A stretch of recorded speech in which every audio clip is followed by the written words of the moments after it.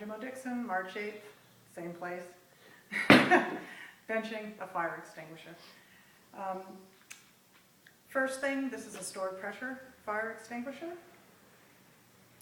And when you look at a fire extinguisher, you will notice right away it has a label on the front, and on that front label it will tell you what kind of classification that this particular fire extinguisher is good for. In this case, it's for A, B, or C. A is combustibles like paper, wood, fabric. B is flammable liquids, gases, petroleum products. C is charged electrical, conductors, that kind of thing. So this is a dry chemical fire extinguisher, and it's good for all of those. It will also give you an idea of the square footage. An interesting fact about fire extinguishers, though, is that someone who's experienced with it can put out a fire 2.5 times larger than someone who's a novice, because they're just familiar with how to use it. So it's very important that you practice with a fire extinguisher. On the front as well is a gauge, and it lets you know whether or not this system is charged, and in this case it's within the green, so it is charged. Once again, on examination, you're going to look. This looks like a really nice brand new one. You're going to look for dents, dings, blemishes. You're always going to check the bottom to make sure that there's no rust. You're going to examine the hose and the nozzle. You're going to make sure that there's no debris inside. There's an acronym for using a fire extinguisher, and that is PASS, pull, aim, squeeze, and sweep.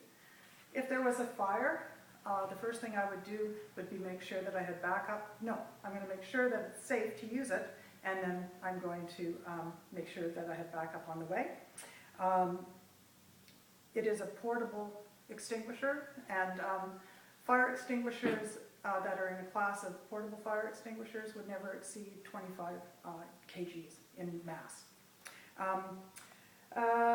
What I would do is, if this was a fire, I would hold the pin. Now, I noticed on this particular one, the ones that meant on mine would have a metal kind of plaque on it, and it would have a punch through, because all our extinguishers get examined every month. So it would have a punch for, January, February, March, whatever month we're in of this year. It also will have a little, what do you call it, a zap strap on it to indicate that it hasn't been used. So you're going to pull the pin, breaking the zap strap. I'm going to start, I will aim at my fire, and I will start 12 to 15 feet away.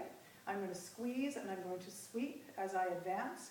That sweep is going to extend 6 inches on either side of the fire. I'm going to continue until my fire is out and or I'm out of extinguisher. But no matter what, I'm never going to turn my back on the fire. I'm going to simply back up and walk away. Is there anything you'd like to do right before you approach the fire? Yes, you're going to check. If it's outside, you're going to check for wind. Okay. And if it's windy, I'm going to be upwind from it. How will you check for wind? Well, if I can't tell by doing that, I'll actually just shoot this off to the side and see which way it blows. And what else does that tell you? Other than which way the wind's blowing, that it's actually working. Yep, good. Okay. Good? Okay.